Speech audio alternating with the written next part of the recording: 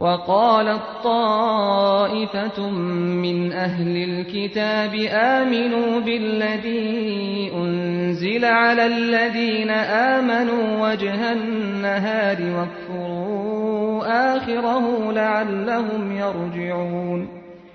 ولا تؤمنوا إلا لمن تبع دينكم قل إن الهدى هدى الله أن يؤتى أحد مثل ما أوتيتم أو يحاجوكم عند ربكم قل إن الفضل بيد الله يؤتيه من يشاء والله واسع عليم يختص برحمته من يشاء والله ذو الفضل العظيم ومن أهل الكتاب من إن تأمنه بقنطار يؤده إليك ومنهم من إن تأمنه بدينار لا يؤده إليك إلا ما دمت عليه قائما ذلك بأنهم قالوا ليس علينا في الأميين سبيل ويقولون على الله الكذب وهم يعلمون بلى من أوفى بعهده واتقى فإن الله يحب المتقين إن الذين يشترون بعهد الله وأيمانهم ثمنا قليلا أولئك لا خلاق لهم في الآخرة ولا يكلمهم الله ولا ينظر إليهم يوم القيامة ولا يزكيهم ولهم عذاب أليم وإن منهم لفريقا يلوون ألسنتهم بالكتاب لتحسبوه من الكتاب وما هو من الكتاب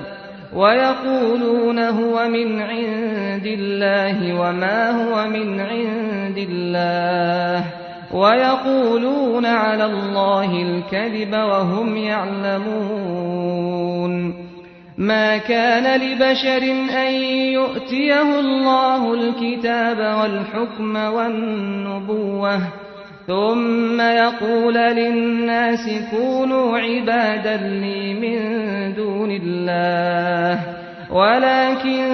كونوا ربانيين بما كنتم تعلمون الكتاب وبما كنتم تدرسون ولا يأمركم أن تتخذوا الملائكة والنبيين أربابا أيأمركم بالكفر بعد إذ أنتم مسلمون وإذ أخذ الله ميثاق النبيين لما آتيتكم من كتاب وحكمة ثم جاءكم رسول مصدق لما معكم لتؤمنن به ولتنصرنه قال أقررتم وأخذتم على ذلكم إصري قالوا أقررنا قال فاشهدوا وأنا معكم من الشاهدين فمن تولى بعد ذلك فأولئك هم الفاسقون أفغير دين الله يبغون وله أسلم من في السماوات والأرض طوعا وكرها وإليه يرجعون قل آمنا بالله وما أنزل علينا وما أنزل على إبراهيم وإسماعيل وما أنزل أنزل على إبراهيم وإسماعيل وإسحاق ويعقوب والأسباط وما أوتي موسى وعيسى والنبيون من ربهم لا نفرق بين أحد منهم ونحن له مسلمون ومن يبتغ غير الإسلام دينا فلن يقبل منه وهو في الآخرة من الخاسرين كيف يهدي الله قوما كفروا بعد إيمانهم وشهدوا أن الرسول حق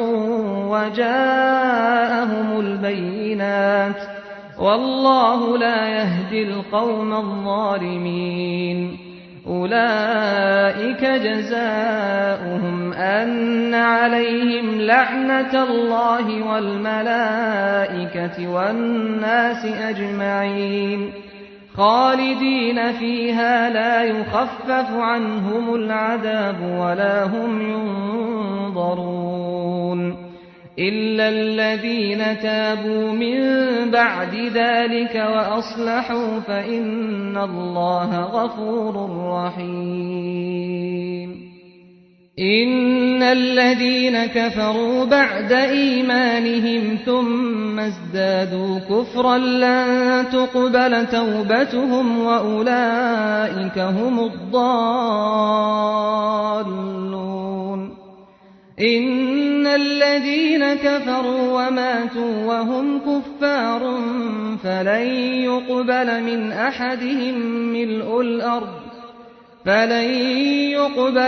أحدهم ملء الأرض ذهبا ولو افتدى به